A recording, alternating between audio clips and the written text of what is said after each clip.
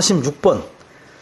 제목은 왕국을 세우시는 분이신 그리스도와 모든 왕의 왕이시자 모든 주인의 주님이신 하나님의 말씀.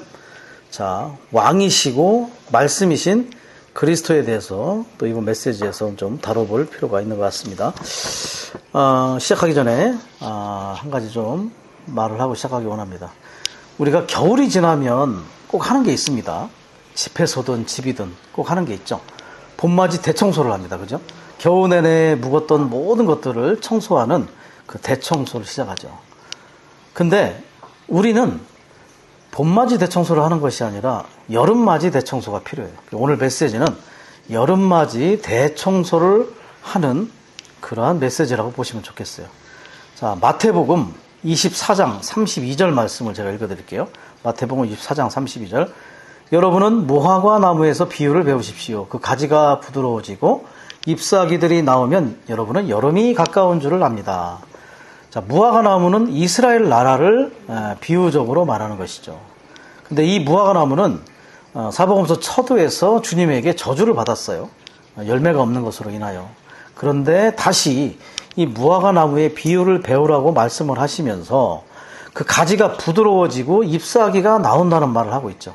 자, 가지가 부드러워지고 잎사귀가 나온다는 말은 이제 2000여 년 동안 나라가 없던 이스라엘이 1948년에 긴 겨울의 끝을 지나면서 한 국가로 복원되는 그것을 이야기하는 것입니다.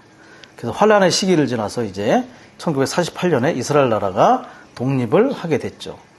자, 이렇게 이스라엘 나라가 독립을 하게 되면 여름이 가까운 줄 아십시오. 여기서 말하는 여름은 영적인 의미가 주님의 두 번째 오실 때에 복원될 왕국 시대를 가리키는 겁니다.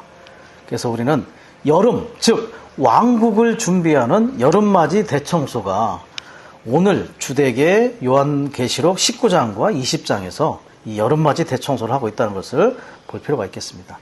그런데 특징이 우리가 집회소나 이런 데에서 봄맞이 대청소를 할 때는 자원하는 모든 사람들이 참여할 수 있죠. 그런데 이 여름맞이 대청소는 모두가 다 참여할 수는 없습니다. 자격증이 있는 사람만 가능합니다. 그 자격증은 바로 이기는 이들이 되어야 한다는 것이죠. 이기는 이들만이 이 대청소에 참여할 수가 있는 것이죠. 청소대장은 바로 그리스도이시고 나머지는 청소 요원들입니다. 자, 이 왕국을 위해서 이렇게 우리가 대청소를 할 필요가 있다는 것이죠. 그리스도는 이 왕국을 위해서 대청소를 이 땅에서 하실 것입니다. 온 우주를 그렇게 하실 것이죠. 자, 하나님께서 왕국을 필요로 하시는 것이 세 가지 일을 하시기 위해서다라고 이제 메시지에서 교통이 있었습니다. 왕국을 필요로 하는 세 가지 일. 첫 번째, 마귀, 원수인 마귀를 패배시키고 정복하기 위한 것이다. 두 번째, 사탄이 탈취하고 손상시킨 땅을 회복하기 위한 것이다. 네거티브한 소극적인 내용이죠. 그리고 세 번째는 파지티브, 적극적인 내용인데 그분의 권위와 통치권을 행사하시기 위해서. 자, 왕국을 필요로 하는 세 가지. 첫 번째, 원수 마귀를 패배시키고 정복시키기 위한 것. 두 번째, 사탄이 탈취하고 손상시킨 땅을 회복하기 위한 것. 세 번째, 그 땅 위에 그분의 권위와 통치권을 행사하시기 위한 것입니다. 왕국이라는 것은 왕국, 누군가의 왕국, 특별히 하나님의 왕국 이렇게 얘기할 때 왕국은 영어로 킹덤이죠. 킹덤. 왕이 돔인 뭐냐면 도미니언, 통치, 다스림이라는 뜻이에요. 왕이 다스린다. 이게 바로 왕국입니다. 특별히 우리는 하나님의 왕국을 보고 있죠. 자, 하나님의 왕국은 세 가지 특징이 있어요. 첫 번째, 이 땅에서 하나님의 뜻, 하나님의 의지가 이루어지는 곳이다. 하나님 마음대로 하는 겁니다. 왕이 마음대로 할 수 있는 그 영역이 바로 왕국이죠. 두 번째, 사탄의 의지, 사탄의 뜻을 처리하는 영역이다. 세 번째는 생명의 다스림이 충만한 곳이 왕국이다. 하나님의 왕국이다. 왕국이 있고 나라가 있어요. 나라는 생명은 없어요. 생명은 없고 다스림만 가득하죠. 그러나 하나님의 왕국은 생명의 다스림이 충만한 곳이라는 걸 우리가 깨달을 필요가 있습니다. 메시지 중간쯤에 형제님의 어떤 부담이 있었어요. 이 부분을 제가 먼저 읽어드리겠습니다. 하나님의 시선은 왕국에 있다. 우리의 시선 또한 반드시 왕국에 있어야 한다. 왕국의 시선이 고정되어 있어야 한단 말입니다.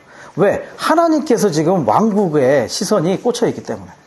우리가 마땅히 보아야 할 것은 단지 외부적인 환경이나 당장의 교회 생활이 아니다. 우리의 시선은 왕국에 있어야 한다. 누가복음 12장 32절을 예를 들었어요. 누가복음 12장 32절에 적은 양떼여 두려워하지 마십시오. 왜냐하면 여러분의 아버지께서 왕국을 여러분에게 주시기를 기뻐하셨기 때문입니다. 아버지는 왕국을 우리에게 주시기를 기뻐하십니다. 그분은 그 왕국을 우리에게 주시기를 원하는 거죠.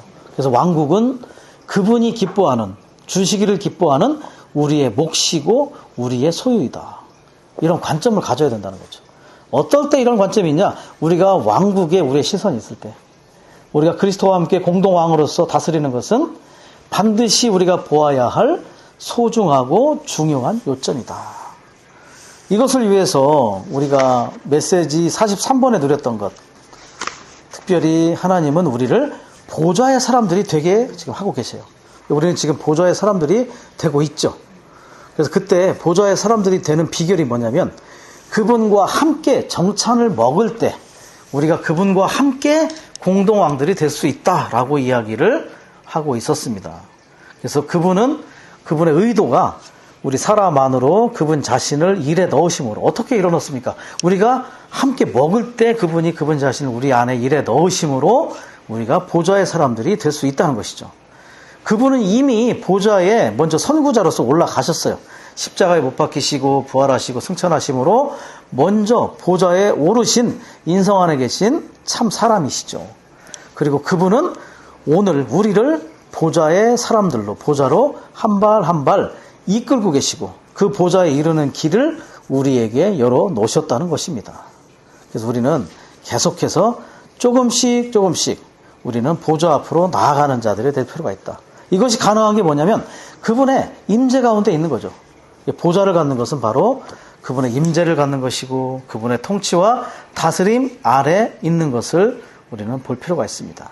특별히 우리의 영 안에 있는 양심을 처리함으로 우리는 수정처럼 맑은 하늘을 가짐으로 그 맑은 하늘 위에 우리에게 보이는 보좌를 통하여 그분의 통치와 다스림 아래 그분의 임재 안에 사는 생활, 그것이 바로 우리가 매일매일 조금씩 우리가 보좌 앞으로 나아가는 길이고 우리가 보좌의 다스림 아래 보좌의 사람들이 되는 비결입니다.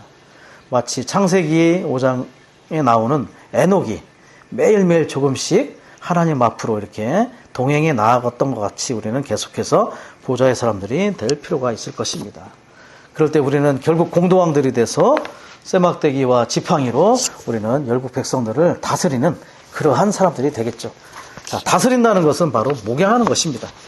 오늘날도 우리는 목양할 줄 알아야 돼요. 우리는 우리의 성도들 그리고 이방인들을 목양하는 그러한 실제 생활이 결국은 다스리는 것과 연결된다는 것을 알 필요가 있습니다. 자, 이기는 이들과, 자, 그리고 70일회가 있죠. 다니엘서 9장에서 언급한 70일회가 있습니다. 자, 72회 중에 지금 69일회가 이미 성취가 되었어요. 자, 성전의 재건의 명령 이후에 이 70일회가 시작되었고, 2000년 전에 69일회가 이미 성취가 되었습니다. 그리고 마지막 한 일회가 남았는데 그 일회가 지금 이 비밀의 시대가 끝나는 그 시대부터 이제 마지막 한 일에 7년이 시작되겠죠. 그래서 우리는 그 7년을 반으로 나눠서 전 3년, 후 3년이라고 이렇게 얘기를 하죠. 그래서 전 3년, 대환란이 시작되기 전에 전 3년에 그때부터 그 후 3년 반까지 어마어마한 많은 일들이 일어날 것이다. 전 3년 반에 우리가 이기는 이들의 휴거가 있겠죠. 그리고 천년왕국의 그 시작과 함께 그리고 많은 일들이 우리에게 일어난다는 것을 우리가 볼 수가 있습니다.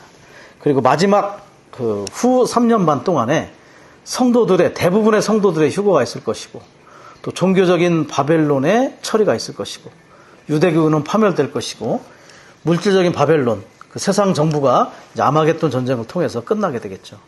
그래서 이 지구는 아주 잘 청소된 그러한 상태가 될 것입니다. 오늘 우리는 주되게 계시록 19장과 20장에 나오는 이러한 청소의 상태를 더욱더 살펴보게 될 필요가 있는 것 같습니다. 자, 사탄의 오염이 없는 성경에 4장이 있었죠. 사탄의 오염이 전혀 없는 4장. 창세기 1, 2장, 그리고 계시록 21장과 22장입니다. 나머지 창세기 3장에서 계시록 20장까지는 사탄이 오염시킨 그러한 내용들이 주되게 나타나는 거죠. 그리고 나서 계시록 20장에 가면 그 모든 오염을 다 씻어내고 마지막 대청소가 일어남으로 말미암아 이제 계시록 21장과 22장의 영광스러운 단계 안에 모든 것이 투영되는 것을 볼 필요가 있는 것입니다. 자, 제목은 아까 읽어봤죠. 모든 왕의 왕이시고 모든 주인의 주님이신 하나님의 말씀. 자, 메시지 구성을 보면 로마서 1번은 먼저 계시록 20장을 먼저 다룹니다. 계시록 20장을 다루고 로마서 2번에서 계시록 19장을 다루죠. 그리고 나서 다시 로마서 3번에 가면 계시록 20장으로 마무리를 하는 병렬 구조를 볼 수 있습니다. 20장으로 시작해서 19장, 그 다음에 다시 20장으로 넘어가죠. 자, 좀 이렇게 순서적으로 좀 약간 좀 우리에게 색다른 의미를 부여해주고 있습니다. 그래서 로마서 1번은 주되게 사탄을 처리하는 방면을 얘기해요. 사탄을 처리하는 방면. 로마서 2번은 아마겟돈 전쟁을 통해서 적그리스도와 이제 거짓 신원자와 세상 정부를 끝내는 걸 이야기하죠.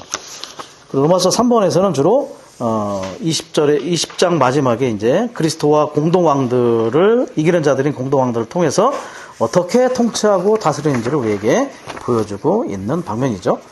자, 그래서 순서적으로 본다면, 역사적인 순서로 보면 적그리스도를, 인간 정부를 먼저 끝내는 게 먼저인데, 먼저 사탄을 처리했다는 것은 그 배후와 목표물을 먼저 처리했다는 것이죠. 마치 우리가 주예상 집회를 할 때 우리의 체험의 순서를 보면 주님의 잔을 먼저 마시고 떡을 먹는 것이 우리의 체험의 순서지만 우리는 먼저 떡을 먹죠. 그건 뭐냐면 목적을 먼저 우리가 부각하기 위한 것입니다. 그것처럼 우리는 로마서 1번에서 배후에 있는 사탄을 먼저 처리하는 방면을 먼저 보도록 하겠습니다. 자, 그리스도는 왕국을 세우시는 분이시다. 자, 세운다는 것은 이제 복원시키는 거죠. 왕국을 복원하실 것입니다. 자, 그리스도는 그분의 원수들과 싸우신 후 이 땅에 하나님의 왕국 곧 천년왕국을 세우실 것이며 그분의 이기는 믿는 이들과 함께 천년 동안 왕으로서 다스리실 것이다. 그렇습니다. 자, 여기 원수들이 나오죠. 원수들. 그리고 D번에 가면 사탄이 나와요. 사탄. 원수와 사탄. 원수는요, 특별히 원한이 맺힌 적이에요. 그리고 왕국 밖에 있는 적이죠. 그리고 사탄은 대적자를 말해요. 대적자. 왕국 안에 있는 적을 또 사탄이라고 얘기하고요. 자, 원수들이라는 건 뭐냐? 그분의 원수. 그분이 지금 마귀 사탄과 원수가 지어 있다는 거죠. 원한이 아주 깊게 맺혀져 있어요. 그리고 우리 성도들도 원한이 있죠. 그 계시록 6장 9절 10절에 보면 그 제단 아래에 있는 낙원에 있는 순교한 이기는 이들이 기도합니다. 언제 우리의 원한을 갚아주시겠습니까? 그 원한이 이제 20장에서부터 이제 갚아지기 시작하는 걸 볼 수 있어요. 이제 그 원수의 모든 괴계가 하나씩 드러날 뿐만 아니라 이제 끝나는 실제를 체험하게 되겠죠. 이렇게 원수들과 싸우고 난 뒤에 이 땅은 하나님의 왕국, 또 킹덤 오브 갓, 그다음에 천년 왕국, 킹덤 오브 헤븐즈, 이렇게 왕국이 세워질 것이고 이기는 민니들과 그리스도는 천년 동안 공동왕으로 다스리게 될 것이다. 온 땅은 하나님의 왕국이 임할 준비가 되기 위해 반드시 정화되어야 한다. 영어로 클린업, 청소가 되어야 된다는 필요가 있는 거죠. 아까 말씀드렸죠. 여름을 준비하는 여름맞이 대청소, 왕국을 위한 대청소가 이 땅이 필요하다는 걸 볼 수 있습니다. B번에서는 온 땅이죠. 그 D번에 3번에 보면 이 땅이 있어요. 이 땅. 자, 온 땅은 the whole earth, 지구죠, 지구. 그리고 결국은 이 땅이 청소가 되면 이 땅, this earth, 주관적인 땅이 되는 겁니다. 그분이 통치하고 다스릴 수 있는 영역이 될 수 있다. 그분은 땅을 얻으셔야 돼요. 땅을 얻기 위하여 지금도 그분은 움직이고 계십니다. 우리가 시편 결정 연구를 할 때 순서가 있습니다. 집, 성, 땅.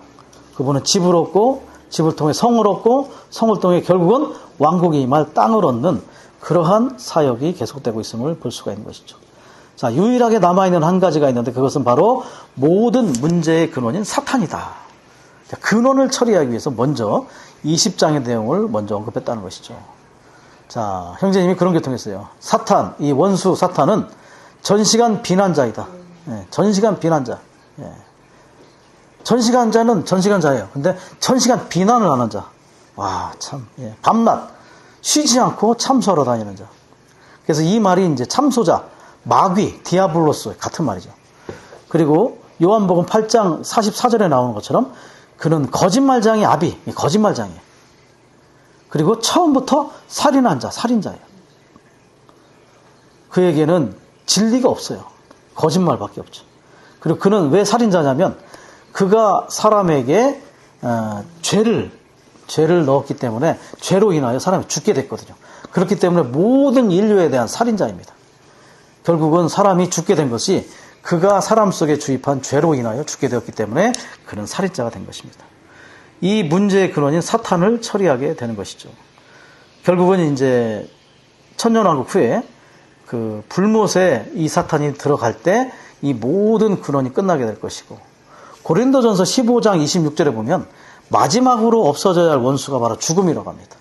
사탄의 부산물, 이 원수의 부산물인 죽음도 그때 불못에 들어감으로 모든 소극적인 것들은 다 끝나게 되는 체험을 하게 될 것입니다. 그때 모든 청소가 끝나겠죠. 자, D번에 보시면 천년왕국에 관한 장인 요한계시록 20장에 처음 언급된 내용은 사탄을 결박하는 것이다. 자, 이제 요한계시록 20장의 그 천년왕국에서 사탄이 무저갱에 결박되는 내용을 우리가 볼 수가 있는 것이죠. 요한계시록 20장 1절에서 3절까지에 보면 그 용, 마귀, 사탄, 옛뱀을 잡아 결박하여 1000년 동안 무저갱에 던져놓고, 그렇죠. 던져놓고. 우리는 보통 이런 좋지 않은 것들은 어떻게 하냐면 그냥 던져놓다고 아니고 쳐놓다고 하죠. 그래서 아마 그리스도와 이기는 자들은 이 사탄을 1000년 동안 무저갱에 아마 쳐넣을 겁니다. 자, 그리고 1번과 2번을 보면 중요한 단어가 심판이 있고 집행이 있어요. 자, 심판과 집행. 심판은 십자가에서 이루어졌지만 아직 집행이 되지 않았습니다. 우리가 이것에 하나 더 단어를 추가한다면 선고가 있습니다. 선고. 우리는 먼저 선고가 일어난 뒤에 심판이 있고 집행이 있을 것입니다. 선고는 사전적인 의미는 뭐냐면 사건을 공개적으로 알리는 행위, 이걸 바로 선고라고 합니다. 그리고 심판은 사건을 결정하는 절차, 이게 바로 심판이라고 해요.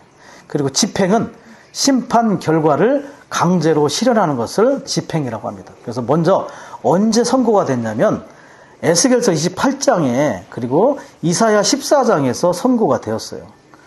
자, 에스겔 28장과 이사야 14장은 각각 두로왕과 그 다음에 이사야 14장은 이제 느부갓네살 왕을 빗대서 이 사탄을 이렇게 이야기를 하고 있습니다. 그래서 거기에서 내린 선고가 뭐냐면 28장, 에스겔 28장 17절에 보면 내가 너를 땅으로 내던져 왕들 앞에 구경거리가 되게 하였다. 18절에 보면 나는 너를 바라보는 모든 이들 앞에서 너를 땅에 재가 되게 하였다. 자, 여기서 말하는 것들이 뭐냐면 땅에 던졌다는 겁니다. 땅에 내어 던졌다. 이게 바로 선고가 된 겁니다. 그는 우주에 3층전 보좌 가까이에 있었던 자이지만 이제 이 지구, 땅으로 내어 던진 자, 그의 배역으로 인한 그의 죄가 드러났기 때문에 이제 선고가 된 것을 볼 수가 있는 것이죠. 자, 이사야 14장에 보면 14장에도 그러나 너는 스올로 구덩이 맨 밑으로 떨어지리라. 여기서 말하는 스올은 음부의 무저갱과 같은 곳입니다. 이곳으로 떨어질 것이다. 예. 그리고 15절에 그 스올에 관한 부분을 이야기하면 각주에 이렇게 이야기했습니다. 하나님은 반역적인 사탄을 심판하셨고 사탄이 하늘에서 땅으로 내던져서 결국 스올 곧 구덩이의 맨 밑으로 떨어지도록 선고하셨다. 결국은 에스겔서 28장과 이사야 14장에서 하나님은 그를 이렇게 죄에 대한 선고를 하셨음을 우리가 볼 수가 있는 것이죠.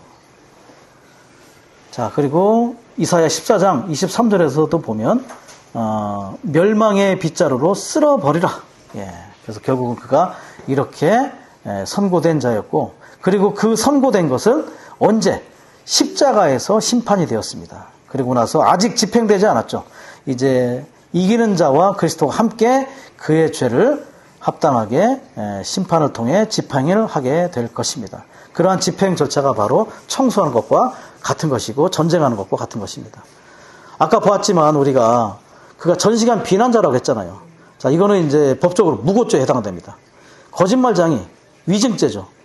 살인자, 살인죄예요. 최소 3가지 범죄를 저질렀어요. 무고죄, 위증죄, 살인죄, 어쨌든 이러한 범죄에 대해서 결과적으로 그는 심판을 통해서 집행되는 그러한 역사가 이제 일어나게 될 것임을 볼 필요가 있는 것이죠. 자, D번의 2번. 주님께서 돌아오실 때 그분은 십자가에서 성취하신 심판을 사탄에게 완전히 집행하실 것이다. 사탄은 결박되어 무적행에 던져져서 활동하거나 그 누구도 해할 힘이 전혀 없을 것이다. 이때 이 땅은 그리스도의 왕국이 될 것이다. 그리고 나서 천년 후에 이 무적행이 잠시 풀리겠죠. 그리고 나서 그는 곡과 마곡에 있는 그 열국 백성들을 미혹해서 마지막 반역을 함께 일으킬 것이고, 마지막 반역은 진압될 것이고, 그들은 이제 불못에 가게 됨으로 이제 끝나게 되겠죠. 자, 성경의 예언에 따르면 천년왕국에는 두 부분이 있는데, 바로 하늘에 속한 윗부분과 땅에 속한 아랫부분이다. 천년왕국의 부분은 아버지의 왕국이라 불리고, 아랫부분은 사람의 왕국이라 불린다. 메시아의 왕국은 천년왕국의 아랫부분에 대한 또 다른 이름이다. 그래서 위에 부분의 아버지의 왕국이라면 이제 이거는 이기는 자들, 신약에 믿는 이들 중에 이기는 자들이 해당되는 것이고, 아랫부분인 사람의 아들의 왕국과 메시아의 왕국은 바로 이제 제사장 나라인 이스라엘, 구원받은 이스라엘 백성들에게 해당이 되는 이름이라고 볼 수가 있겠습니다. 그래서 이 메시아의 왕국, 사람의 아들의 왕국은 어떠한 그 영역, 강역에 의한 것에 보면 나일강에서 유프라데스 강에 이르는 그러한 땅에 이 그 메시아의 왕국과 사람의 아들의 왕국이 임할 것입니다. 그리고 이곳이 이제 지구의 중심이 되겠죠. 자, 이렇게 이 부분에 제사장들이 되는 사람들은 바로 주님께서 돌아오실 때 구원받을 유대인들. 자, 지금 절기들이 우리에게서 이렇게 실현이 되고 있죠. 자, 6월절은 십자가에서 그리스도께서 죽었을 때, 그리고 초실절은 부활했을 때, 오순절에 교회가 산출됐죠. 그리고 아직 나팔절과 속죄일이 오지 않았습니다. 이제 주님이 오실 때 공개적으로 나팔을 불 것이고, 속죄일에 그 유대인들의 일부가 이제 속죄함으로 구원을 받게 되겠죠. 3분의 1에 해당되는 인수라고 이야기를 하고 있습니다. 그리고 이제 장막절, 그 다음에 초막절은 이제 우리가 천년 왕국이 그것에 이제 해당이 되겠죠. 그래서 이때 나팔절과 속죄일이 이뤘을 때 이제 믿지 않는 이스라엘이 3분의 1 중에 이제 구원을 받아서 제사장들이 돼서 열국 백성들을 가르치게 될 것입니다. 그리고 민족들, 양과 염소의 심판에서 양들로 분류된 유대인들과 믿는 이들을 대환란 기간에 물이라도 한 잔 준 이들은 양으로 분류돼서 이제 이때 열국 백성들, 민족들이 되겠죠. 그리고 그들이 이 유대인 제사장들에게 요청을 한다는 겁니다. 스가랴서 8장 22절 23절에 보면 가르쳐 달라고 요청할 것이다. 그리고 이 제사장들은 이 민족들을 가르쳐서 그들이 하나님을 추구하고 깨닫게 할 것이다. 그들이 제사장인 유대인들을 통해 가르침을 받음으로 또 하나님을 알게 되겠죠. 더욱더. 결과적으로 무엇을 가르치냐. 계시록 22장 2절에 나오는 생명나무의 잎에 해당하는 그리스도의 행위를 외적인 안내와 규정으로 삼아서 이러한 것들을 가르치게 될 것입니다. 잘 가르치겠죠. 에스라의 후예들입니다. 좋은 교사 에스라의 후예들로서 에스라가 돌아온 이스라엘 백성들을 정화시켰던 것처럼 이 백성들을 잘 가르치는 그러한 일을 하게 될 것입니다. F번 요한계시록 20장 4절부터 6절까지는 왕국을 세우시는 분이신 그리스도께서 이기는 성도들과 함께 왕으로서 다스리실 것임을 계시한다. 이기는 이들이 예수 그리스도의 왕국을 이끌어 오기 때문에 주님은 1000년 동안 왕으로서 다스릴 것이고, 이기는 이들 또한 1000년 동안 그리스도와 함께 왕으로서 다스리실 것이다. 자, 공동왕들로서 함께 이기는 이들이 다스리게 될 텐데, 이 이기는 이들이 예수 그리스도의 왕국을 이끌어 온다. 결국은 이기는 이들이 교두보의 역할을 한다는 것이죠. 오늘날 시대적인 도구인 이기는 이들이 없다면 그분의 왕국을 이끌어올 길이 없습니다.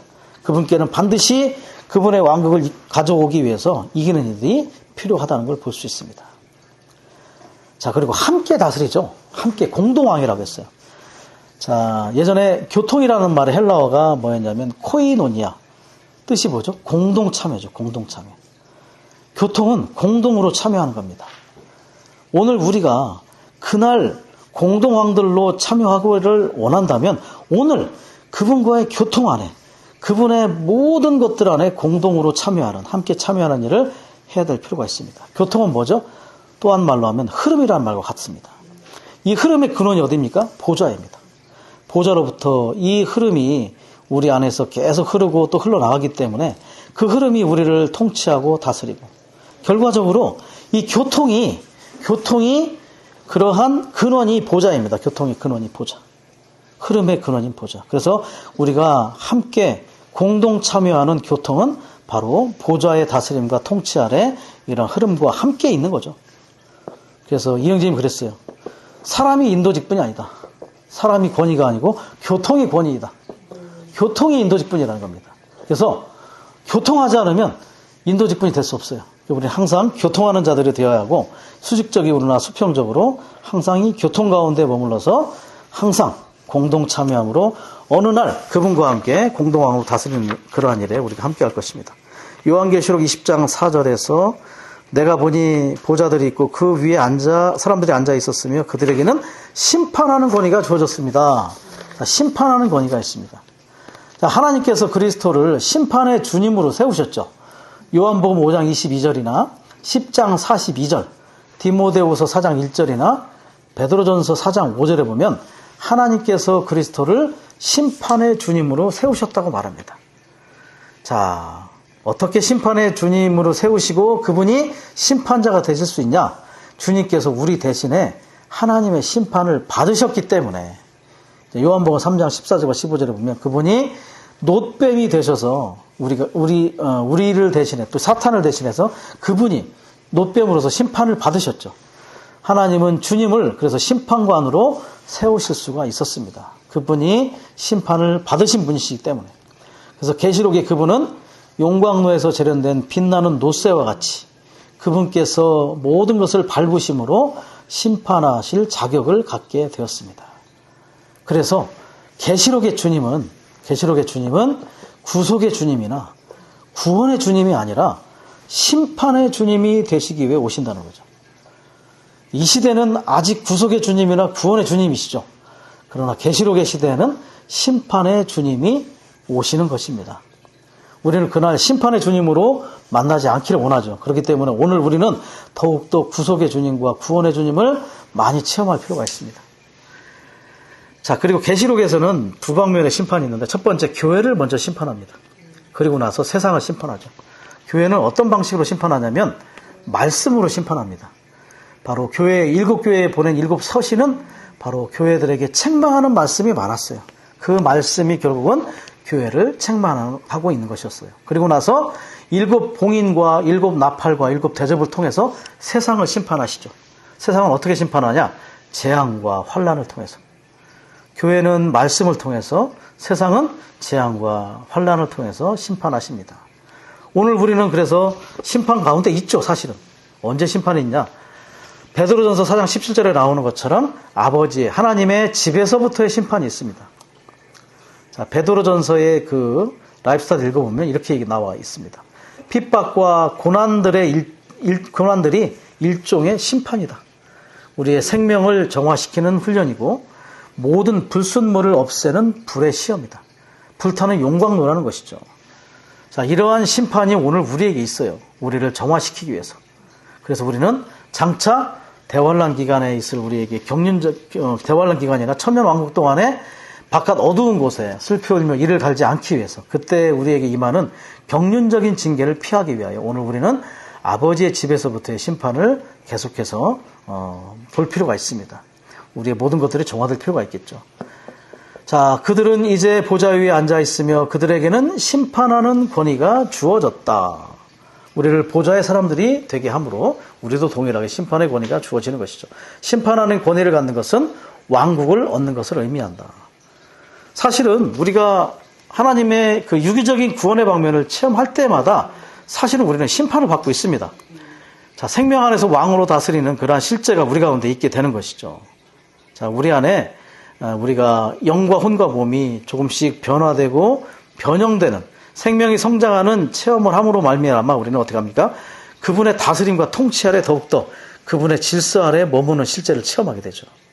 우리 안에서 이렇게 통치와 다스림과 질서가 있을 뿐만 아니라 다른 이들을 또 사랑하고 목양하고 용서함으로 그들을 또 다스리는 겁니다. 이렇게 우리는 그분의 왕으로서의 다스림과 우리가 또 다른 이들을 사랑과 목양하고 용서함으로 다스리는 그러한 실제를 체험하게 되는 것이죠. 무엇으로? 바로 그리스도의 미덕들로 우리는 다른 이들을 목양하고 또는 용서하고 사랑함으로 우리는 다스리는 실제를 체험할 필요가 있습니다. 우리 안에서는 바로 혼의 감독자이자 목자이신 그리스도의 그러한 역사를 누리게 되는 것이죠. 이기는 이들이 그리스도와 함께 왕으로서 다스릴 자격을 갖게 된 것은 예수님의 인성이 그들 안으로 일에 넣어졌기 때문이다. 자, 자격 요건. 바로 예수님의 인성에 있다는 것이죠. 예수님의 인성의 미덕이 계속해서 우리 안에 더해질 필요가 있습니다. 성장과 온전하게 함과 성숙의 과정이 우리 가운데 있는 것이죠. 어떻게 인성이 우리 안에 들어옵니까? 그분을 먹음으로 가능한 것입니다. 자, 그분이 우리 안에 예수의 영으로 있을 뿐만 아니라 우리 안에 거하시고 우리가 그분을 먹고 마시고 누림으로 그분의 인성이 우리의 인성의 미덕들이 되는 것이죠. 이것이 우리가 생명 안에서 왕으로 다스리는 그러한 조건들이 될 것입니다.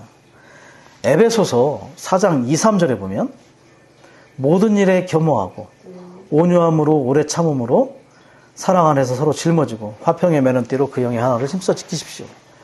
여기서 말하는 4장 2절은 왕이 되는 조건입니다. 겸허하고 온유하고 오래 참고 사랑 안에서 짊어지는 이것이야말로 우리가 다른 이들을 목양하는 참된 예수의 인성과 미덕이라고 볼 수 있겠죠. 우리 이렇게 왕이 될 수 있는 것입니다.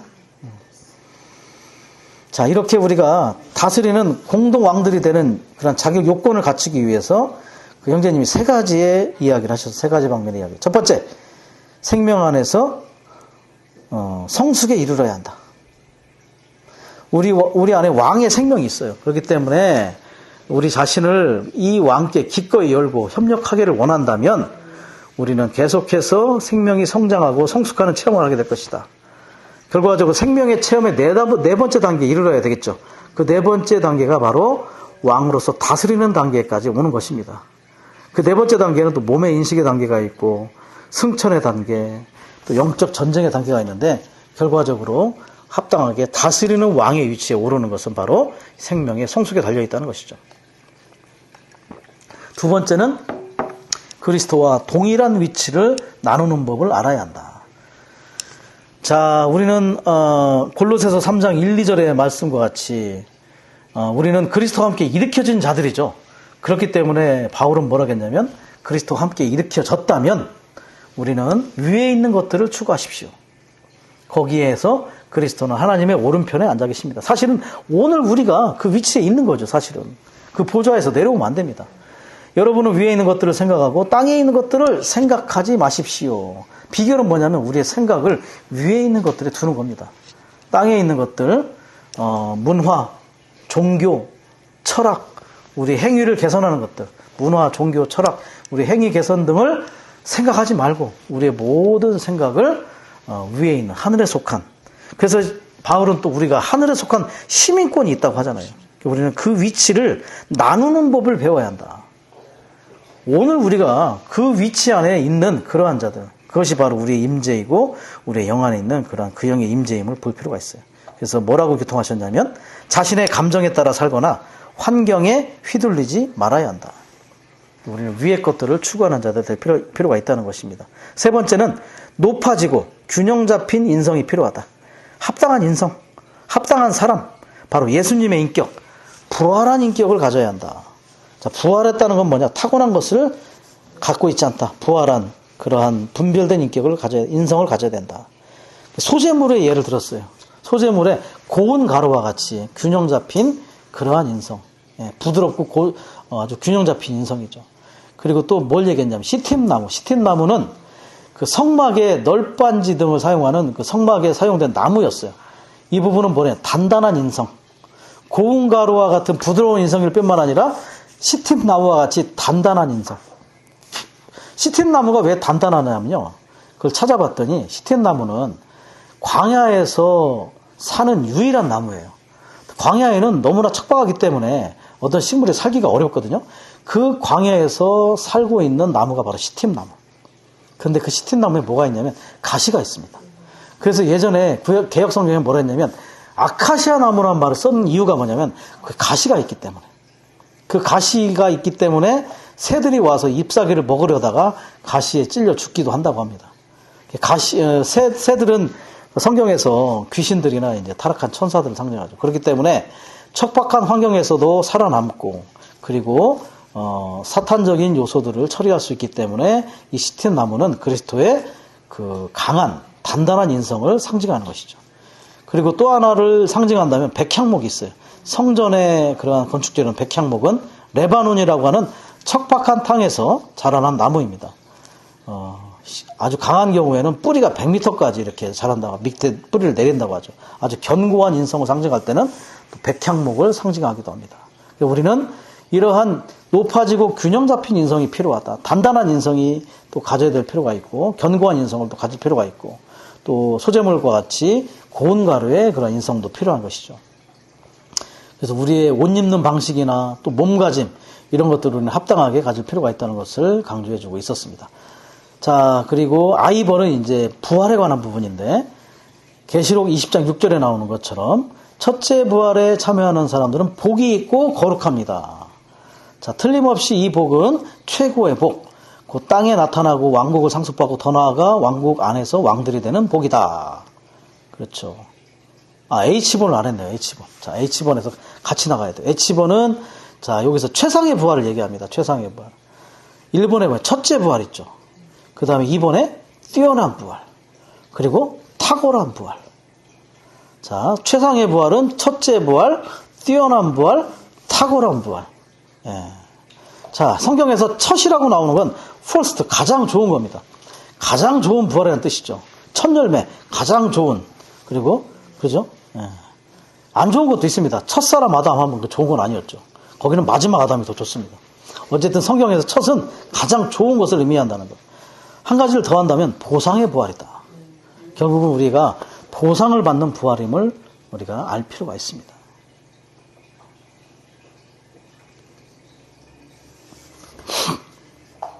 자, 빌립보서 3장 11절은 이게 이제 바울이 원했던 탁월한 부활, 바로 뛰어난 부활, 같은 말입니다, 사실은. 그래서 이 부활은요, 단계가 있어요. 영광도 단계가 있었죠. 거듭날 때 영이 영광스럽게 되고, 혼은 영광스럽게 되고 있고, 결국 우리의 몸까지도 영광스럽게 될 것이다. 부활도 마찬가지입니다. 거듭날 때 영이 부활했고, 지금 혼이 부활하는 과정이 있고, 결국 우리의 온 몸도 부활의 단계에 이르는, 이것이 바로 탁월한 부활입니다. 이것을 위해서 우리는 이 부활의 과정 안에 계속 경주하고 있는 것이죠. 이 경주가 오늘 우리가 끝나서는 안 됩니다. 계속해서 매일매일 우리는 부활을 체험해야 할 필요가 있습니다. 한 단계의 부활에서 더 다음 단계의 높은 부활을 계속해서 참여함으로 마지막에 공동왕들이 되는 이기는 자의 부활, 뛰어난 부활, 최상의 부활, 이 보상의 부활에 참여하는 자들이 될 필요가 있는 것입니다. 자, 부활은 세 가지 종류가 있습니다. 첫 번째, 생명의 부활. 요한복음 5장 29절에 생명의 부활을 얘기해요. 두 번째, 심판의 부활. 계시록 20장 11절. 그리고 뛰어난 부활. 여기서 말하는 빌립보서 3장 11절이죠. 자, 우리는 심판의 부활에는 참여하지 않습니다. 심판의 부활은 천년왕국 끝에 죽은 이방인들이 이제 부활하여 심판에 참여하는, 백보자 심판에 참여하는 그러한 부활이 바로 심판의 부활이죠. 우리에게는 생명의 부활이 있고 뛰어난 부활이 있습니다. 자, 이것을 예를 들 때 이렇게 얘기했어요. 학교를 다니는 사람들이 결국 졸업을 하게 되면 졸업생이 있고 우등생이 있다. 자, 생명의 부활만을 참여했다면 졸업은 하지만 우등생이 되지는 못할 것이다. 반드시 우리는 이 뛰어난 부활에 참여함으로 우등생, 바로 청소하는 자격, 이기는 자의 대열 안에서 공동왕들이 되는 그러한 위치에 이르는 자들이 될 필요가 있다. 그래서 아까 얘기한 것처럼 거듭날 때 영이 부활했지만 우리의 혼이 계속 부활하는 체험, 결국 우리의 몸까지도 완전한 부활에 이르는 이러한 가장 좋은 부활에 참여하는 자들이 되기 위해서 계속 이 부활의 과정이 우리 가운데 역사될 필요가 있는 것이죠. 그래서 생명의 부활로 만족해서는 안 된다고 했습니다. 천년왕국에 참여하는 것은 우리가 보상으로 받는 이러한 뛰어난 부활을 가질 필요가 있습니다. 그래서 뭐가 필요하냐면 그분의 긍휼과 은혜가 필요하다. 계속 우리를 긍휼히 여기시고 더욱더 많은 은혜가 우리에게 공급될 필요가 있는 것이죠. 자, 이번에 보시면 아까 읽은 건데 계시록 20장 6절에 첫째 부활에 참여하는 사람은 복이 있고 거룩합니다. 이 거룩이라는 말은 뭡니까? 유기적인 구원이 이루어지고 있다는 것입니다. 계속해서 부활이 계속해서 우리의 혼을 부활시키고 있는 거죠. 이 거룩의 단계, 부활의 단계 하나 있을 때 결국 이 복이 우리의 복이 될 것입니다. 이 복은 틀림없이 최고의 복, 그 땅에 나타난 왕국을 상속받고 더 나아가 그 왕국 안에서 왕들이 되는 복이 될 것이다. 그들은 하나님과 그리스도의 제사장들이 되어 천년 동안 그리스도와 함께 왕으로서 다스릴 것입니다. 이기는 이들은 하나님을 접촉하는 제사장들이 될 것이며 또한 천년왕국에서 그리스도와 함께 민족들을 왕으로서 다스리는 공동왕들이 될 것이다. 제사장과 왕들입니다. 창세기 1장 26절의 성취죠. 자, 제사장은 형상, 왕은 통치권, 제사장은 표현, 그 다음에 왕, 통치권은 대표, 제사장으로서 표현하고 왕으로서 대표하는 그것의 결과가 어디에 나옵니까? 바로 천년왕국에서 이기는 이들을 통해 성취가 되는 것임을 볼 수가 있습니다. 계시록 22장 3절과 5절에서 노예로서 제사장으로서 섬기고 왕으로서 영원히 다스리는 것을 여전히 얘기하고 있습니다. 자, 결국은 공동왕들로서 우리는 합당하게 이 땅에서도 지금 목양함으로 다스리고 결국은 그날에도 우리는 목양함으로 다스리는 자들이 될 수 있을 것입니다. 우리는 다스리는 자가 될 필요가 있습니다. 아까도 얘기한 것처럼 목양하는 자가 되어야 되죠. 우리는 다른 이들, 새신자를 목양할 뿐만 아니라 우리의 동료 노예들을 목양해야 됩니다. 동료 노예들을 학대하지 말고 동료 노예들에게 정치하지 말고 곤모 수수를 쓰지 말고 우리는 합당하게 목양하는 그리하여 다스리는 그러한 사람들이 될 필요가 있겠죠. 자, 그때가 되면 이 천년왕국 안에는 더 이상 약함이나 질병이나 괴로움이나 고난은 더 이상 없을 것입니다. 자, 로마서 2번 아마겟돈 전쟁에 관한 얘기인데요. 요한계시록 19장 11절에서 16절까지와 19절부터 21절까지의 말씀을 우리에게 보여주고 있습니다. 모든 왕의 왕이시고 모든 주인의 주님이신 하나님의 말씀으로 계시되는 부분. 자, 이것의 앞선 부분 19장 1절에서 10절까지는 어린 양의 혼인잔치를 얘기해요. 자, 어린 양의 혼인잔치가 있고 그 뒤에 이제 전쟁이 있게 되는 거죠. 자, A번에 보시면 이제 결혼잔치.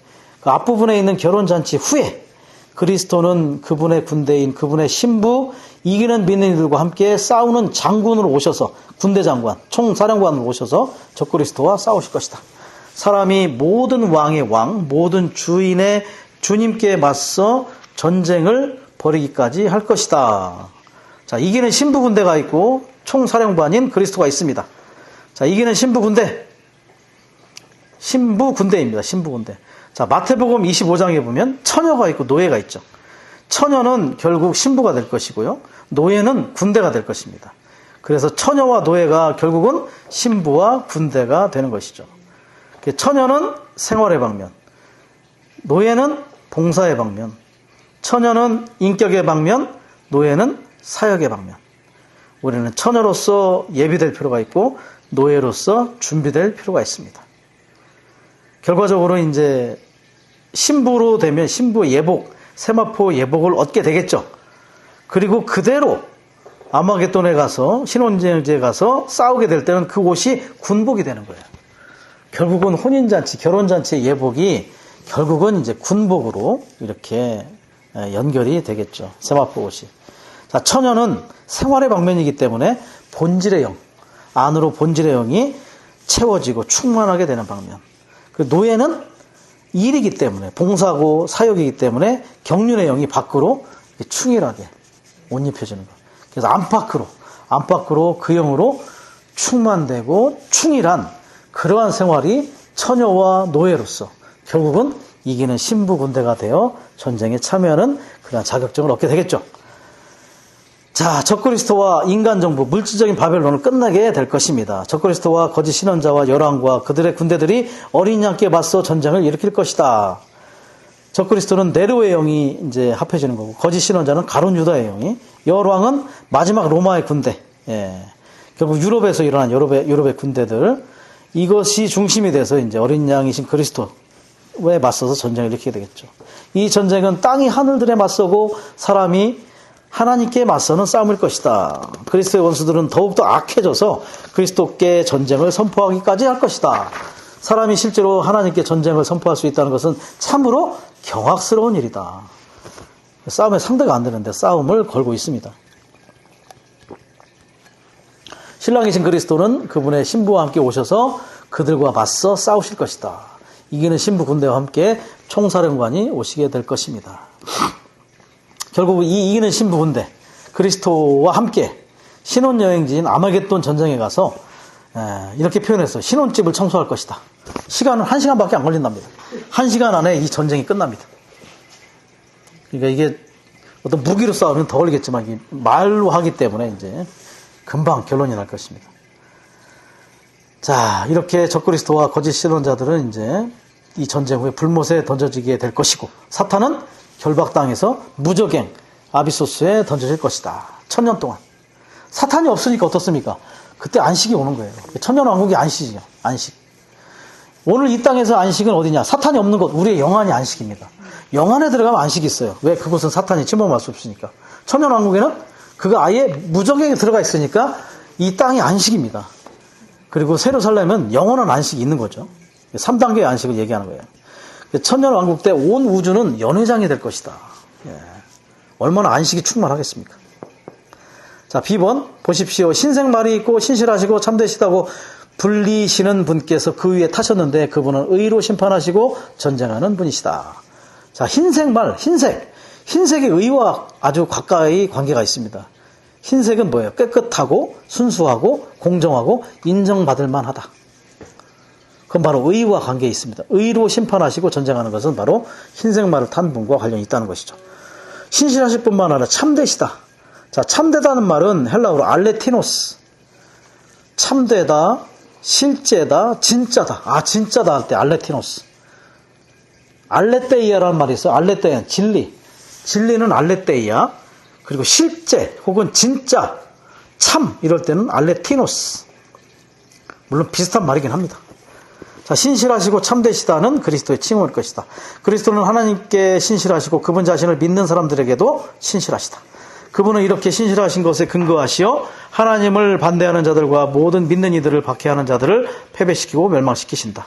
그분은 또한 하나님의 경륜을 수행하시는 면과 믿는 이들을 돌보시는 면에서도 참된 분이시다. 우리를 돌보시는 부분, 혼의 목자와 감독자로서 우리를 돌보시는 부분에서도 그분은 참되신 분이십니다. 그 신실함과 참됨을 우리가 믿을 필요가 있다는 것이죠. 그리스도는 하나님의 신실하시고 참되신 증인으로서 흰색말을 타시고 의로 심판하시며 전쟁하신다. 자, 5째 봉인이 떼어지고 사두경마, 네 마리 말이 달리기 시작했을 때 복음 전파도 흰색말의 비유가 됩니다. 복음 전파와 전쟁이 흰색말인데, 자, 붉은색 말도 전쟁이긴 한데 어쨌든 그분이 지금 타고 계신 건 흰색 말을 타고 계세요. 전쟁하시는 분, 의로 전쟁하시는 분. 자, 복음 전파는요, 여전히 여기서 이제 전쟁보다 심판이 더 가깝겠죠. 불신자들을 불의로 심판하는 것이 바로 이 신생말과 관련이 있어요. 우리가 신생말을 타고 복음을 전할 때 우리는 불신자들의 불의를 심판하는 겁니다. 우리는 어떤 경우도 신생말을 내려와서는 안 됩니다. 신생말을 동승할 필요가 있죠. 우리는 하나님께서 정하신 길, 생양, 교, 권의 길을 갈 때 심판하고 전쟁하는 영으로 이렇게 우리는 실행할 필요가 있어요. 모든 게 전쟁이죠, 사실은. 복음 전할 때도 전쟁이고, 목양할 때도 전쟁이고, 누군가를 가르칠 때도 그것도 여전히 전쟁이고, 하나님의 그러한 목적인 그리스도의 몸을 건축하는 일도 여전히 전쟁터와 같다는 것을 우리는 볼 필요가 있습니다. 그렇게 우리는 이제 이렇게 흰색 말을 타고 그분과 함께 심판하는 그런 권위 아래에 있는 것을 보게 되는 것이죠. 그리스도는 돌아오셔서 사탄의 불의한 권세에 맞서 싸우실 것이다. 이 불의한 권세는 오늘날 불법의 비밀로서 이 세상에서 활동하고 있으며 불법의 사람인 적그리스도로 귀결될 것이다. 온 세상은 사탄의 불의한 권세 아래에 있다. 사탄의 불의한 권세. 모든 사람은 자신이 보기에 옳은 일을 한다는 것이죠. 그러니까 그리스도의 의가 아니라 자신이 보기에 선악 지식에 근거한 의입니다. 그것이 근데 불의한 권세 아래 있는 것입니다. 결과적으로는 이제 올바른 의가 아니라는 걸 볼 수가 있는 것이죠. 사탄은 불의한 자죠. 그리스도는 의로운 자. 그래서 사탄이 대적자인 거예요. 의로운 그리스도를 대적하는 불의한 자. 자, 그리스도는 돌아오시어 적그리스도와 그의 모든 동반자들이 저지르는 불의에 맞서 의로 전쟁을 벌이실 것이다. 불의를 집행하는 거죠. 그리스도는 의로 심판하실 뿐만 아니라 의로 싸우신다. 그분은 싸우심으로 심판하신다.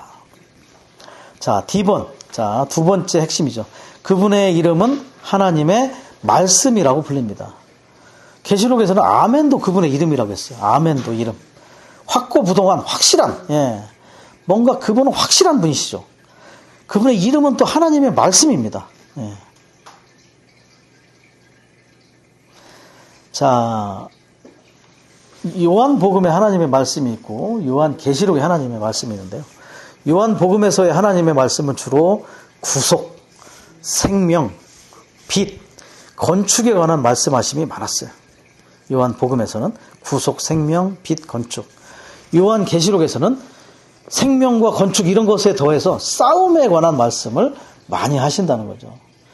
그래서 우리가 이 관련 구절 중에 몇 가지를 좀 찾아보기 원하는데 계시록 19장 12절 계시록 19장 12절에 보면 그분의 눈은 불꽃 같고 그 다음에 13절에 보면 그분은 피로 물든 옷을 입으셨는데 그분의 이름은 하나님의 말씀이라고 불립니다.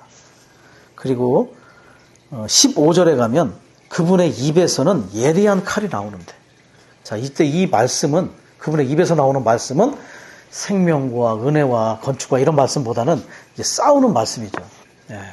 우리도 말을 할 때 보면 싸우는 말이 있어요. 그래서 그런 말을 합니다. 어머니들께서 집에서 가족들을 위해 밥을 하실 때 화를 내거나 싸움을 하고 나서 밥을 하시면 그 밥이 독이 된다 이렇게 얘기한 적이 있어요. 왜냐하면 그게 영향을 미친다는 거예요. 우리가 어떤 말을 하느냐에 따라서 그 말이 은혜와 생명이 되기도 하고 때로는 독이 되기도 하고 칼이 될 수도 있다는 것을 우리가 볼 필요가 있죠. 계시록에서의 하나님의 말씀은 이제 칼입니다. 뭔가를 찔러 쪼개고 뭔가를 이제 부서뜨리는 칼이죠. 자, 데살로니가 후서 2장 8절. 주 예수님께서 그분의 입의 호흡으로 그를 죽이실 것이며 입의 호흡으로 죽인답니다. 이 호흡도 그분의 말씀을 우리가 알 수 있는 것이죠, 사실은. 자, 이렇게 하나님의 말씀이 싸움과 관련된 그러한 말씀이 계시록의 하나님의 말씀입니다. 이것은 주님 자신이 하나님의 말씀이시라는 걸 가리킨다. 자, 주님의 이름이 하나님의 말씀이라고 불리는 것은 그분께서 하나님의 표현과 증거와 말씀하심이라는 것을 의미한다. 하나님의 말씀은 하나님의 정의와 설명과 표현이다. 자, 그래서 우리에게는 생명과 공급과 누림을 위한 말씀이 필요할 뿐만 아니라 싸우기 위한 말씀도 또 필요할 때가 있습니다. 우리가 또 인지하든 그렇지 않든 간에 우리가 전쟁 중에 많은 부지불식간에 전쟁 중에 있다는 걸 볼 필요가 있죠. 그래서 영적 전쟁이 필요한 부분은 바로 하나님의 말씀이 필요하다는 걸 볼 수가 있어요. 자, 그래서 칼이라는 부분에 또 말씀이 있죠. 히브리서 4장 12절에 양날이 선 검 말씀이 에베소서 6장 17절에 보면 그 형의 검. 그리고 예레미야 23장 29절에 보면 예레미야 23장 29절에는 하나님의 말씀이 불과 망치와 같대요. 바위를 깨뜨리는 망치. 또 뭔가를 태우는 불과 같이. 칼이기도 하고 검이기도 하고 불이기도 하고 망치기도 하고. 때로는 우리가 우리 내재적으로 영과 혼을 분리할 때 이 말씀의 양날선 검이 필요하죠. 또 그 형의 검은 우리가 이러한 사탄적인 요소들, 감정에 침투할 수 있는 사탄적인 요소들을 처리하고 잘라낼 때 또 무언가 정말 뭔가 부숴야 될 필요가 있는 어떤 자아에 속한 것들일 때 이 말씀의 망치가 또 필요할 때가 있습니다. 우리는 이렇게 이러한 무기들을 많이 장착할 필요가 있어요. 어떻게? 말씀을 기도로 읽음으로 우리는 이러한 무기들이 우리 가운데 더욱더 많이 준비될 필요가 있죠. 골로새서 3장 16절에 보면 온갖 지혜를 사용하여 그리스도의 말씀이 여러분 안에 풍성히 거하도록 하라고 했습니다. 거한다는 게 뭐예요? 인격입니다. 사는 거예요. 말씀이 우리 안에 인격으로 거하도록 살게 하기 위하여 그분의 말씀이 우리 안에 참되게 레마로서 저장되게 하기 위해서 우리는 계속해서 말씀을 반복하고 강조하고 또 적용하고 기도함으로 우리는 이렇게 말씀의 무기를 준비할 필요가 있죠. 한국이 방산이 굉장히 유명한데 그 방산의 영적인 방산의 근본은 어디에 있습니까? 바로 말씀 안에 있다는 걸 볼 필요가 있습니다. 자, 4번. 하나님을 알려면 우리는 하나님의 말씀이신 그리스도를 읽고 연구하고 주목하고 숙고하고 응시해야 한다. 이 한 단어 한 단어가요, 굉장히 아주 의미가 있습니다. 읽고, 눈으로 읽는 거죠. 말로 읽습니다. 그리고 연구, 스터디, 공부하는 겁니다. 우리는 읽고 또 연구하고 공부함으로 주목하고, 주목한다는 건 뭐냐? 주시하는 거, 시선 집중하는 거죠. 아주 주의 깊게 바라보는 겁니다. 숙고한다는 건 뭐죠? 깊이 있게 바라보는 것. 깊을 숙자죠. 아주 깊이 있게 보는 거예요. 응시한다. 응시한다는 건 영어로 gaze인데 G-A-Z-E. 이건 뭐냐면 놀람이나 감탄 등으로 주시하고 바라보는 것. 말씀을 이렇게 기도로 읽다가 뭔가 깨달음이 있어요. 계시가 오면 이렇게 놀라잖아요. 놀람과 감탄을 해서 주시하고 바라보는 것. 그리고 또 한 뜻은 뭐냐? 넋을 잃고 바라보는 것. 너무나 말씀을 기도로 읽는 것에 집중한 나머지 넋을 읽는 거죠. 우리가 이렇게 하나님의 정의와 설명과 표현인 이러한 로고스의 말씀을 계속 기도로 읽는다면 이 말씀이 우리에게 레마가 돼서 우리는 응시하는 말씀, 숙고하는 말씀, 주목하는 말씀이 될 것입니다. 기도로 읽을 뿐만 아니라 또 연구할 필요가 있다는 걸 볼 필요가 있습니다. 그래서 우리가 듣고 우리가 읽은 이 모든 말씀이 우리 안에 소화되고 동화되도록 해야 합니다. 소화되는 건 알죠? 동화되는 건 뭐냐면요, 우리의 장기의 일부가 되는 겁니다. 우리 신체의 일부, 우리의 내재적인 조성이 되도록 이 말씀을 계속해서 읊조리고 반복하고 이 말씀을 또 꺼내서 또 되새김질해 먹고 이 말씀이 입에서 떠나지 않도록 항상 가까이 있도록 우리는 실행할 필요가 있겠죠. 요한계시록 19장에서 하나님의 말씀이신 그리스도는 반역적인 사람들에게 하나님의 심판을 집행하시는으로써 하나님을 위해 말씀하신다. 우리도 말하기를 배워야 합니다. 우리도 그리스도와 동일하게 말하기를 배워야 합니다. 그래서 계시록 22장 17절에 보면 그 영과 신부가 말한다고 하죠.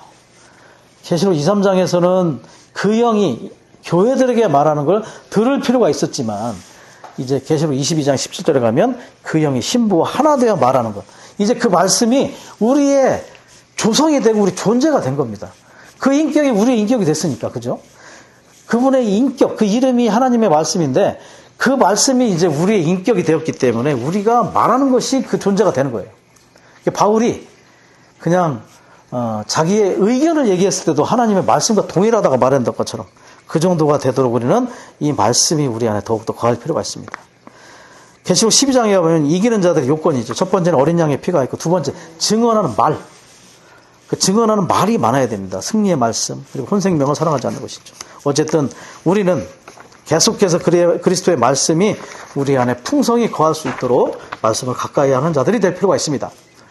자, 세 가지 말씀 구절을 좀 적어주십시오. 사도행전 6장 7절, 사도행전 12장 24절, 사도행전 19장 20절. 사도행전 6장 7절은 하나님의 말씀이 자란다고 합니다. 자란다고 얘기하죠. 생명의 문제입니다. 하나님의 말씀이 자라는 것.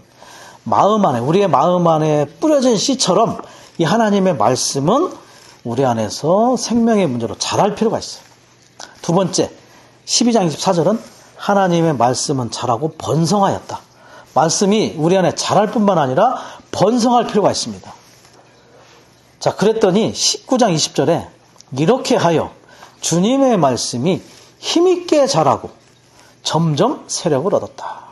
힘있게, mightily. 이건 뭐냐? 지배하고 통제하는 것처럼. 헬라어로 크라토스. 아주 힘있게 지배하고 통제하도록 자라고 점점 더 세력을 얻는 겁니다. 힘이 강해지는 거죠. 이때의 배경이 뭐냐면 에베소 교회에 이 말씀이 힘있게 자라고 세력을 얻으니까 집에 있던 마술책들을 다 꺼내 나왔어요. 근데 그 마술책은 마술이 아니고 마법이죠. 매직입니다. 신을 접하는 그런 행위들을 하는 책들이에요. 근데 그 마술책이 얼마나 나왔냐면 은전 5만. 은전 한 입이 하루의 품삯이라면 은전 5만이면요. 만약에 하루 일당을 10만 원으로 계산하면 50억 원어치입니다. 50억 원어치. 엄청난 양의 마법책이 흘러나와서 다 불로 태웠습니다. 무엇이 그렇게 했냐면 하나님의 말씀이 그곳에 힘있게 자라고 지배하고 통제하고 세력을 얻었기 때문에 이런 일이 가능한 거죠. 우리 안으로 말씀이 계속해서 들어와서 자라고 번성하고 생명을 더욱더 얻고 우리 안에 힘있게 세력을 얻는다면 우리에게도 이러한 체험이 있게 되는 것입니다. 자, 주님은 싸우실 때에서 하나님의 말씀을 위해 말씀하시고 하나님을 위해 말씀하시며 하나님을 표현하신다. 자, 하나님을 위해 말한다는 거 할 때 뭐 생각나는 거 없습니까? 신원의 요건이죠. 신원. 하나님을 위해 말하고 하나님을 말해내고 하나님을 사람들 안으로 말하는 게 신원입니다. 우리도 신원할 때 하나님을 위해 말하죠. 그리고 우리도 신원할 때 싸우는 겁니다. 사실은 신원함으로 전쟁하는 거예요. 하나님의 말씀을 말해내므로 사탄을 공격하는 거죠. 양날이 선 검으로, 그 영의 검으로, 불과 망치로 사탄 진영에 아주 강력한 스텔스 전폭기, 아주 대륙간 탄도미사일을 쏘는 겁니다. 하나님은 혼돈의 하나님이 아니시다. 그분은 의로우시고 주권적이시다. 그분은 또한 질서의 하나님이시며 그분은 그러한 분으로서 무질서와 반역을 용인하실 수 없다. 혼돈, 카오스. 자, 루시퍼의 배역으로 인해서 온 우주가 붕괴의 무더기, 카오스 아래에 있게 됐습니다. 그러나 이제 계시록 20장에서 모든 것이 전쟁과 심판과 청소로 인하여 온 우주가 하나님의 권위 아래, 주권 아래 오게 되었고 이제 질서가 있게 되는 우주가 되게 되는 것이죠. 그리스도는 원수와 맞서 싸우실 때 하나님께서 주권적이시고 의로우시며 질서 있으시다고 말씀하실 것이다. 주권, 권한이 회복된 거죠, 이제. 자, 모든 불의를 심판하셨기 때문에 의로우시고 질서를 회복하신 그러한 상태. 그분의 권위가 통용되는 그러한 우주요 이 땅이 되게 될 것입니다. 그분은 하나님께서 모든 일을 위에 계신 하나님이시며 그분의 권위에 맞서는 반역을 용인하지 않으신다고 선포하실 것이다. 전사이신 그분은 말씀이시다. 그분께서 싸우시는 것은 하나님의 말씀을 말하시는 것이다. 자, 그 영의 검으로서, 자, 공격용 그러한 무기로서, 자, 몸의 그러한 그 전투 장비 안에서 유일하게 공격용 무기가 바로 말씀이죠, 사실은. 나머지는 다 방어용입니다. 아멘. 자, 아마겟돈에서의 전쟁에서 주님께서 싸우신 것은 강력하게 말씀하신 것일 것이다. 자, 우리가 1년 7차 집회의 메시지를 누리고 있습니다. 사실은요, 1년 7차 집회의 메시지의 말씀은 적어도 1년에 7차례의 큰 전투가 벌어진다는 것을 기억할 필요가 있습니다. 우리에게는 잔치죠. 절기이지만 사탄 진영에게는 엄청난 타격을 주는 그러한 전투입니다. 아주 공격이 심하게 이루어지고 있는 것이죠. 우리에게서. 결국 이러한 전쟁이 1년에 7차례 일어나면서 계속해서 이 전쟁에서 우리는 승리를 선포하고 있습니다. 자, 미국의 여름겨울 훈련을 기회가 되면 가보시기를 제가 권하는데 그 여름겨울 훈련 때 뭐가 있냐면 찬송이 있어요. 그 훈련 찬송이 나오죠. 참 배우기 힘듭니다. 계속 들어야 되고 우리가 그걸 이제 또 반복해서 불러봐야 되는데 그거를 영어로 하면 뭐냐면 배너송이라 배너송. 배너가 뭐냐면 깃발입니다. 깃발은 어디에 필요하냐면 전쟁할 때 필요해요. 전쟁의 승리를 선포할 때 깃발이 휘날리는 걸 볼 수 있죠. 그래서 그 집회에 가면요. 집회가 시작하기 전에 쉬는 시간에서 시작하기 전에 미리 훈련생들이요. 일렬 횡대로 서서 성도들을 향해서 이 훈련 찬송을 계속 부르고 있습니다. 그러면 분위기가 굉장히 압도가 돼요. 이 전쟁의 분위기, 승리의 분위기 안에서 상당히 압도된 그런 광경을 우리가 볼 수 있습니다. 사실은 1년 7차의 집회는 7차례의 강력한 전투가 있다는 것을 우리는 반드시 기억할 필요가 있습니다. 그렇게 전투가 일어나고 우리가 또 비디오 집회를 하고 주일날 이 말씀을 가지고 신앙할 때 여전히 우리는 사탄 진영을 향한 공격 전쟁을 하고 있다는 것을 기억할 필요가 있습니다. 한 면에서는 잔치고 한 면에서는 건축이 일어나고 한 면에서는 허물어지는 그러한 전쟁이 일어나는 것이죠. 이것은 사탄과 적그리스도와 거짓 신론자와 온 우주에 하나님께서 주권적이시며 그 누구도 그분께 반역할 수 없다고 말씀하시는 것일 것이다. 아마겟돈에서도 그러한 일이 일어날 것이고 오늘도 우리는 동일하게 일을 해야 될 필요가 있다는 것입니다. 질서의 하나님은 모든 반역을 쓸어 버리실 것이다. 이런 말씀이 너무나 필요하죠. 이런 말씀이 우리에게 오늘 그 영이 우리에게 하시는 말씀이 너무나 필요한 것입니다. 그래서 우리는 우리의 귀를 계속해서 할례받을 필요가 있고 기름을 발라야 됩니다. 구속받은 그러한 필요가 있고 기름을 바르고 십자가가 필요하고 그 영이 필요한 거죠. 그래서 형제님의 부담 중에 얘기했어요. 기독교는 복음도 강조하고 번성을 강조하지만 말씀은 어떻냐.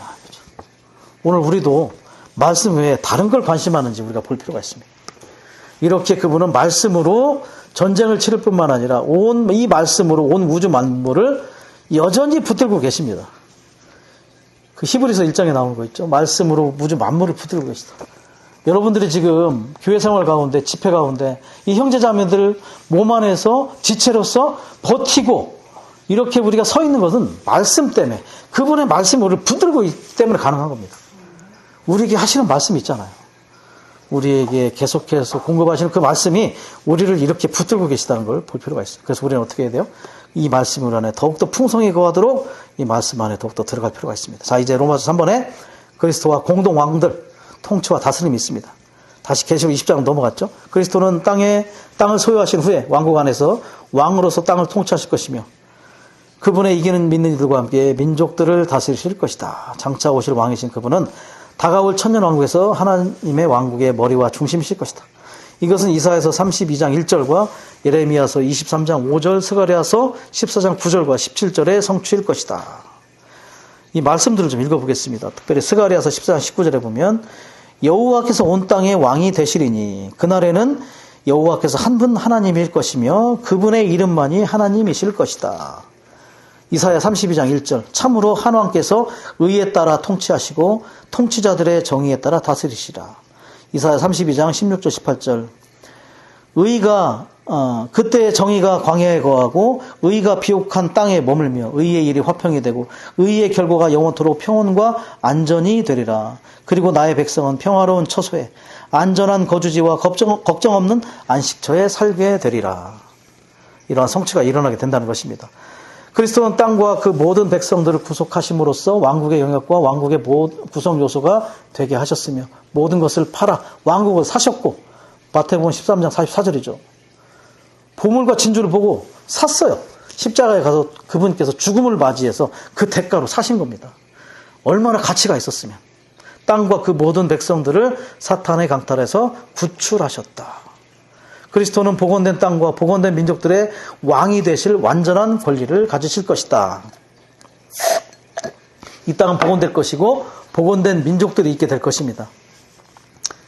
재밌는 표현이 그 이사야서에 있죠. 독사굴에 손을 넣어도 독사가 물지 않고 모기도 지금은 반역을 하죠. 사람들을 막 덤비는데 이제 그때는 반역하지도 않고 덤비지도 않고 사자도 풀을 뜯고 아주 이상한 광경이지만 어쨌든 모든 게 질서 안에 있는 광경이 되게 된다는 것이죠. 이게 바로 복원입니다.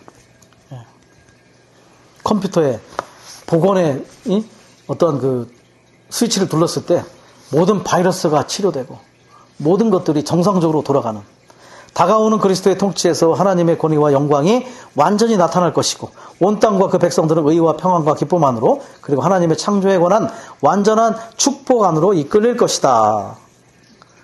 고린도전서 15장 24절에 보면 고린도전서 15장 24절 그때에 그리스도께서 모든 통치와 모든 권세와 능력을 없애버리시고 이제 모든 걸 청소하는 거죠. 왕국을 그분의 하나님 곧 그분의 아버지께 넘겨드리실 것입니다. 구속을 성취하신 후에 아버지께 왕국을 받으러 가셨죠. 그리고 승천 안에서 왕국을 받으시고 그리고 모든 것을 이제 청소하러 오시고 청소하시고 전쟁을 통해 모든 걸 질서를 잡으시고 또 천년왕국이 끝난 후에 이 왕국을 아버지께 넘겨드리실 것이다.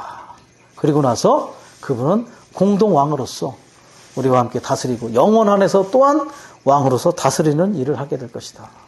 왕국을 받으시고 왕국을 다시 넘겨드리시고 그 전에 청소하시고 미션 완전히 클리어 완전히 미션을 성취하시고 아버지께 돌려드리고 영원한 왕국 안에서 함께 우리는 이 왕국 안에서 다스리는 자들이 될 것입니다. 우리 노동 가요 중에 그런 노래 있죠. 그날이 오면 혹시 아십니까? 그날이 오면 내 형제 부모 어떻게 되고 사실 그날은, 우리가 바라는 그날은 모든 것이 청소되는 날입니다. 주님이 다시 오시기 전에 모든 것이 청소되고 정말 이기는 자들이 따로 분별돼서 그분의 행정과 긍휼을 완성하는 그날. 예. 그리고 그때가 바로 참되게 이 땅의 권위와 의와 통치와 질서가 잡히는 그날이 오기를 우리는 고대하고 있습니다. 여전히 우리는 그것을 위해서 계속해서 매일매일 보좌로 이끌리는 체험을 하게 될 것이고, 우리가 그분의 임재 가운데 그러한 생활이 우리의 주된 생활이 될 수 있도록 주님이 우리에게서 계속해서 참되게 그런 실제를 공급해 주시는 그러한 분으로서 남아있기를 원합니다. 주님이 우리를 끝까지 인도하셔서 이 경주에서 벗어나는 일이 없도록 주님의 긍휼과 임재가 우리 가운데 함께하기를 원합니다. 주님을 찬양합니다. 아멘.